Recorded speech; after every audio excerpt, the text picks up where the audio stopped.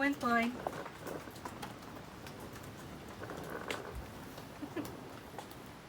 Ew. Dripping all over you. Yeah, it's cold. We found some strawberry runners in our garden. So I'm going to take this tower that we had picked up at the Dollar Tree. Each one of these sections are $1 a piece. And then I'm going to plant my strawberries in it. And then we're going to water them in good.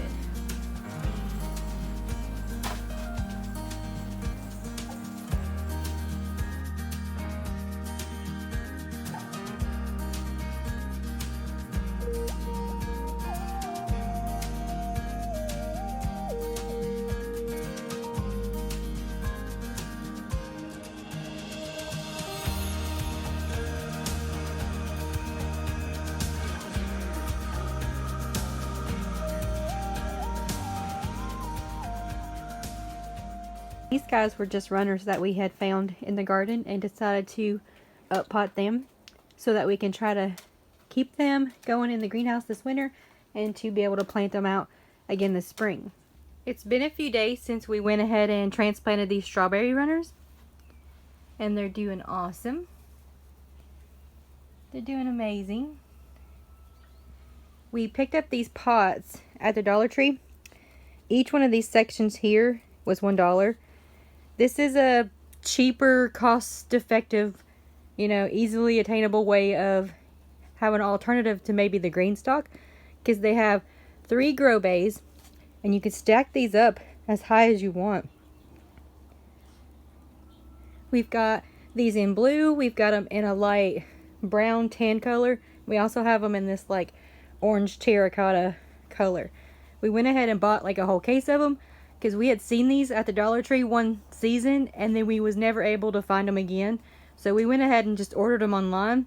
And I'm excited to see how well these little strawberries grow and do well in these little pots. Now these are an alternative to the green stalks because not only, for one, they're cheaper.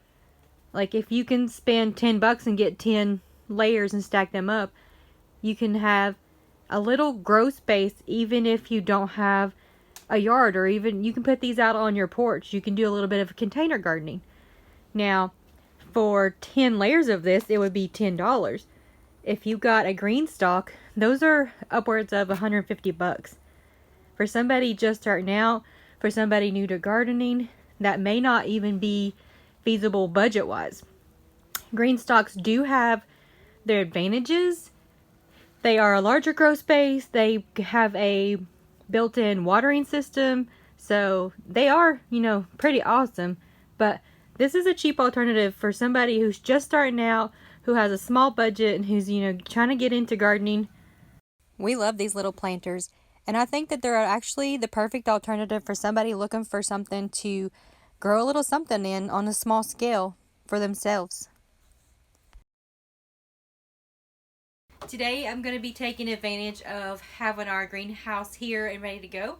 And I'm going to sow some lettuce to grow this winter to kind of extend our growing season and to use this space to its most potential while it's here sitting ready to go. I have several different types of lettuces that I'm going to be growing.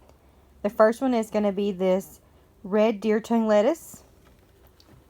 I'm going to do some iceberg. I'm going to do some ruby red leaf. And I'm going to do some butter crunch. My plan is to sow them in these flat trays just to get them up and big enough to transplant. And then I'm going to put some in some more of these planters that I have, like these, that I have transplanted the strawberries into already. The first thing I need to do is to fill up each of these flat trays with some soil. We actually almost never found any because apparently garden soil is something that is seasonal. That's something we should have kind of thought more ahead about because, we are into winter almost now, and gardening is kind of seasonal for most people, but for us, we're trying to extend our season out as much as we possibly can from spring, fall to summer, and now into winter now that we have this greenhouse going full force.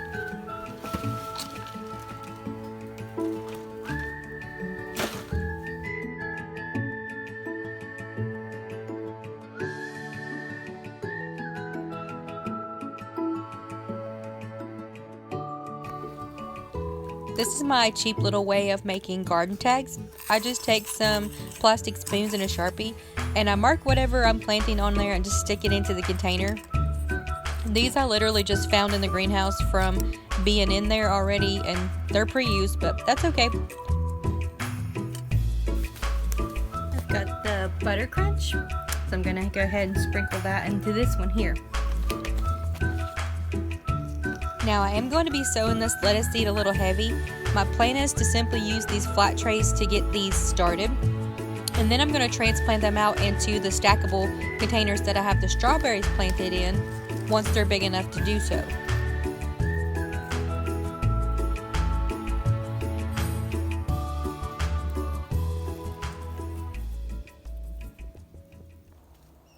It may be 20 degrees outside, but it's warm in here today. One of the ways that we're going to be able to use this growing space this season is by having our wood stove going in here. So we're going to have to cut double the wood to keep 2 fires going through this winter. This will keep this space heated through the winter, and this is going to be our first time being able to grow in this greenhouse over winter. So it's kind of an experiment, and we're kind of excited to see how this is going to turn out. If you've seen our previous video, I done a greenhouse tour.